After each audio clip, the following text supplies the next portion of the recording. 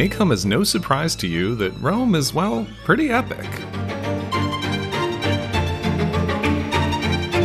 Before heading there for the first time, we had some idea of what to expect. We knew we would see massive churches, ancient temples, and colossal Colosseums. But experiencing it all in person, now that was something else. Rome is where it all began, the birthplace of an empire that once conquered the ancient world. But these days, Romans are less concerned with conquering the world and more interested in, well, pizza. Our time in Rome was something I'll never forget, and despite a few logistical challenges along the way, it was all more than worth it. Join us for the first stop on our multi-city itinerary across Italy. Yeah, it says I'm 4F, I think you're 4E.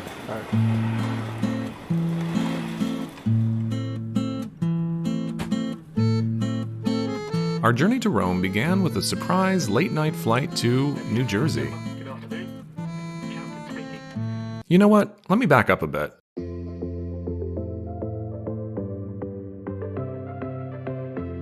It had been a beautiful day in Chicago, partly cloudy with a hint of freshly fallen snow on the ground.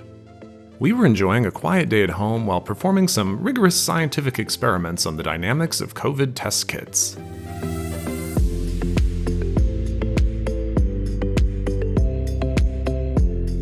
But then we received a message from United.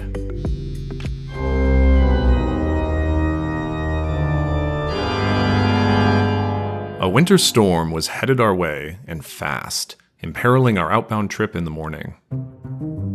Well, when things don't go according to plan, it's time to make a new plan. The new plan was this. We quickly packed and then rushed over to the airport. We caught a late-night flight to Newark Liberty and then spent the night at an airport hotel. In the morning, we used our COVID test kits for their intended purpose, letting us get into Italy. And then we boarded our United 777 heading to Rome. Despite all the flight changes, we were still able to keep our seats in the Premium Plus cabin, which we had booked at a crazy good rate found on Scott's cheap flights many months earlier. Thanks to all the complimentary wine, 8 hours sure went by quick.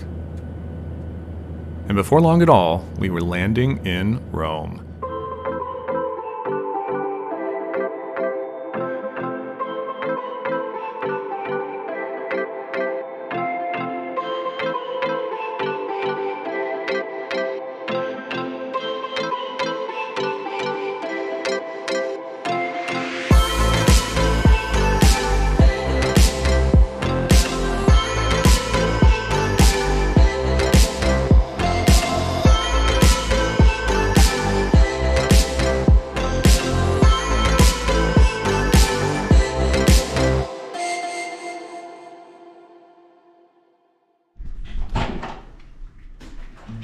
Now, hotels in Rome are expensive.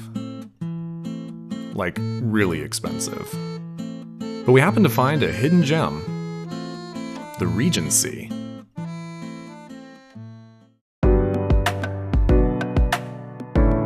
This fantastic boutique hotel had just opened, and we were able to book it for just 170 euros per night. A real bargain.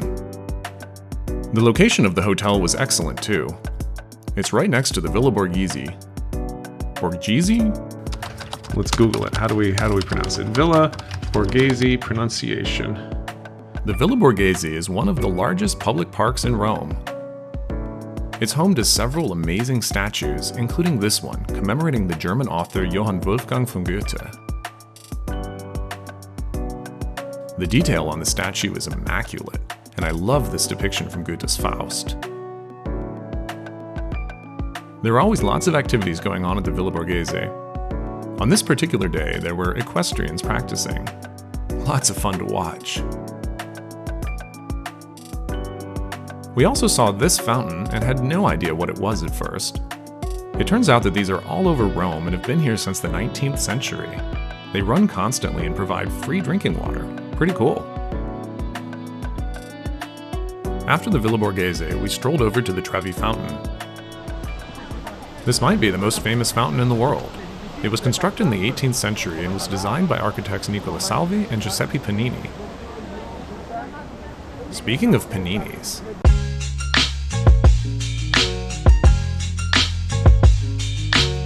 oh yeah, I could get used to Italian bread.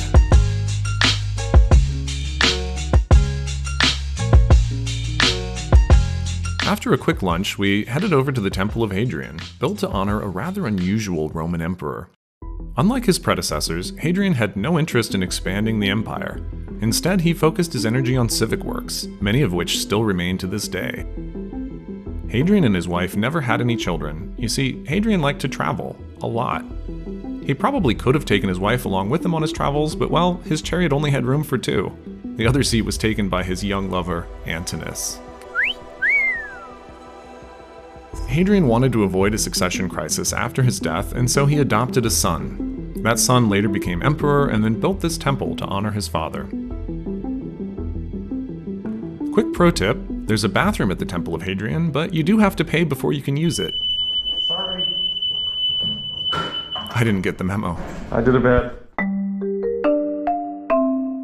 A more iconic example of Hadrian's legacy is the nearby Pantheon.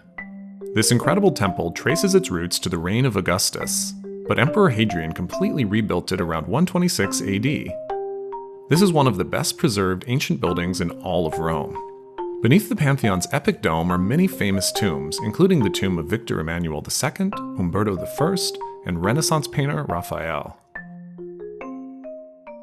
Just west of the Pantheon is Piazza Navona.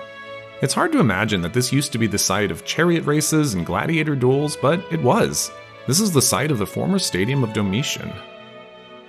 According to legend, a young girl named Agnes confessed her Christianity and was put to death on the very spot where the St. Agnes Church stands today.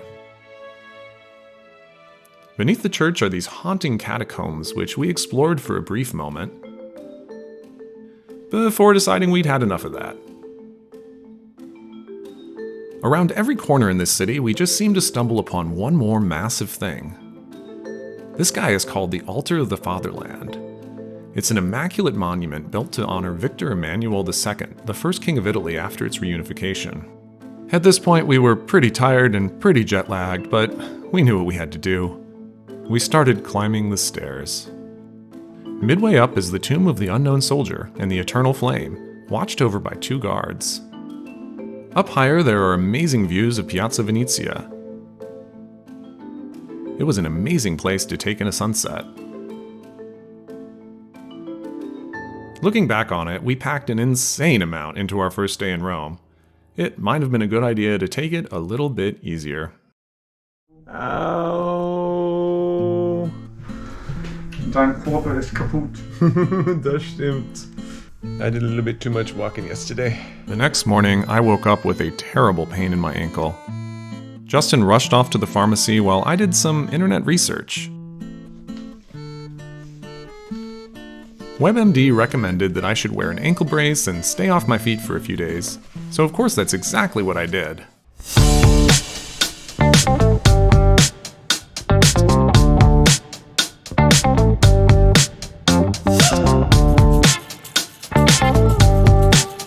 We had made it our mission to see all 4 of the archaeological museums in Rome called the Museo Nazionale Romano. You can either pay entrance to each one individually, or you can buy a discounted pass for all 4, which is what we did. First on the docket was the Baths of the Diocletian. Diocletian? Hold up! The Baths of the Diocletian were in use for hundreds of years. Ancient Romans would come here to unwind and relax, kind of like a modern spa day. This massive structure was built around 300 AD, and much of it remains intact today. The baths were later converted into a museum which contains exhibits on prehistory and ancient artifacts. Also in the museum are statues. Lots and lots and lots of statues. Justin!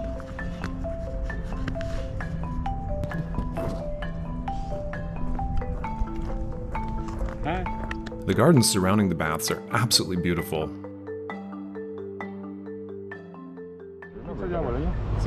After the baths, we decided to stop off for a quick lunch of pizza diavola. Oh, grazie. Nearby is Palazzo Massimo, yet another of the National Roman Museums.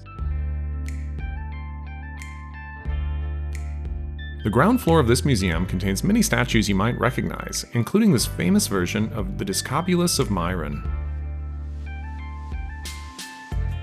One of my favorite pieces was the Portinaccio sarcophagus.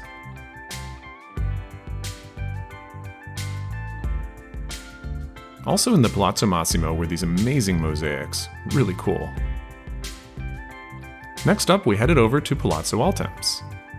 This one continues on the same general theme of statues. Palazzo Altemps is a former palace from the 1400s that is now home to countless incredible masterpieces of ancient sculpture. Some of them you have to look a little closer at.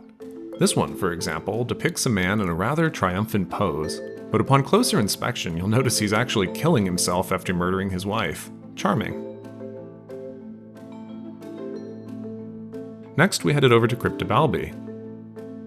Crypta Balbi is located at the site where an ancient theater was excavated. The museum contains a number of exhibitions about ancient Roman life, with many amazing artifacts from the dig.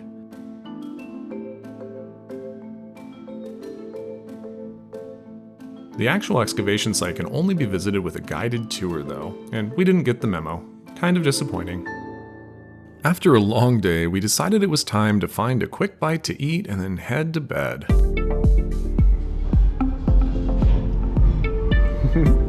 How's the gnocchi? I haven't had any yet. Oh, we'll have But some. it looks good.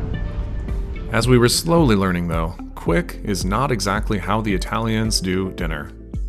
Restaurants in Italy don't typically open for dinner until about 7:30 p.m., and dining is a multi-hour experience.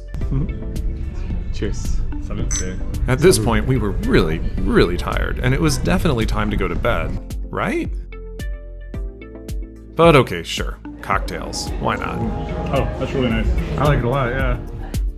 And well, why stop at one?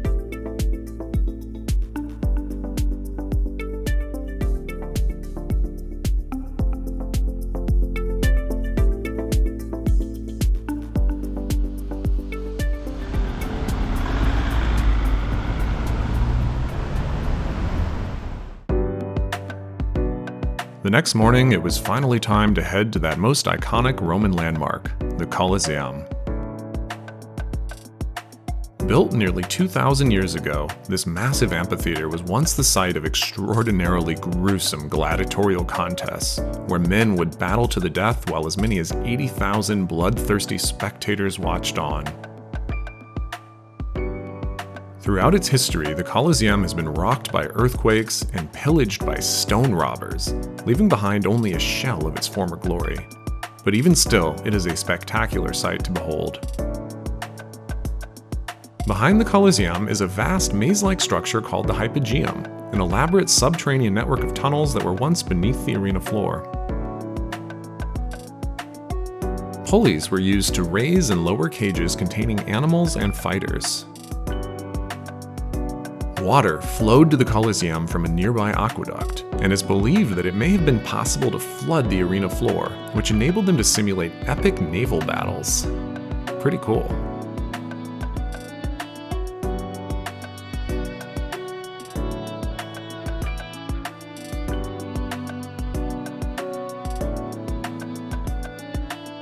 Right next to the Colosseum is the Foro Romano, the ancient Roman Forum.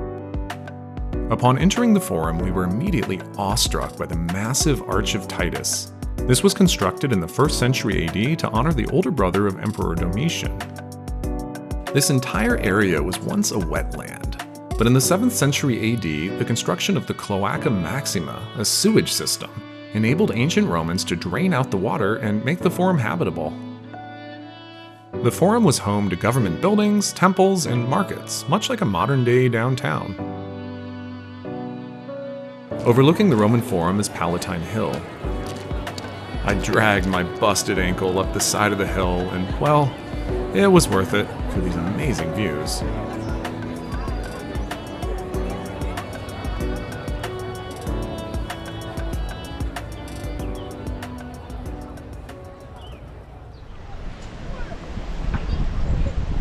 The next morning, we headed to the Vatican.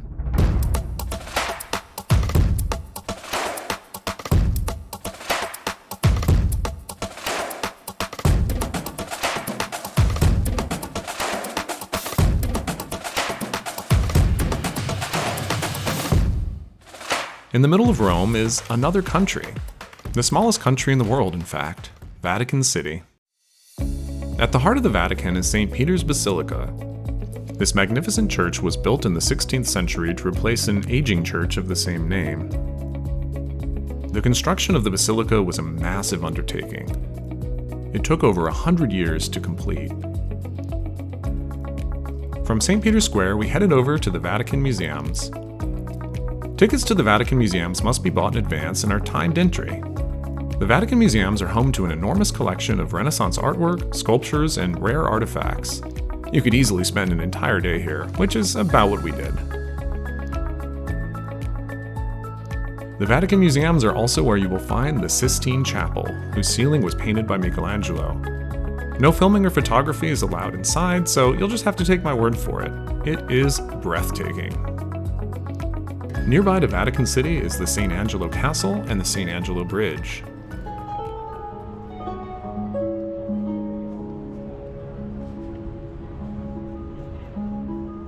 Both of these were commissioned by Emperor Hadrian. Remember him?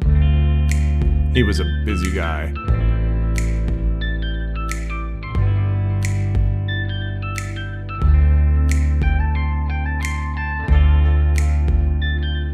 We paused here for a moment, looking out over the Tiber River in Vatican City.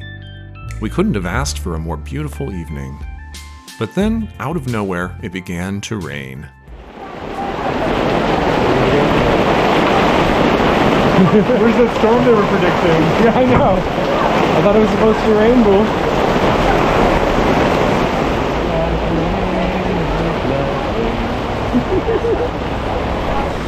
Are you recording me?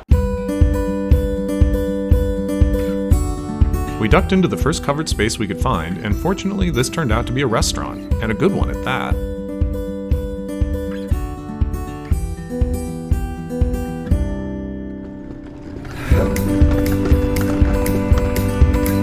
But in the morning, it was time to bid farewell to Rome.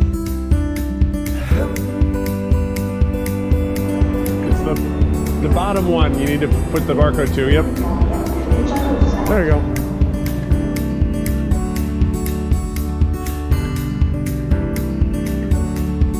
While our time in Rome had come to a close, our adventures in Italy were only just beginning.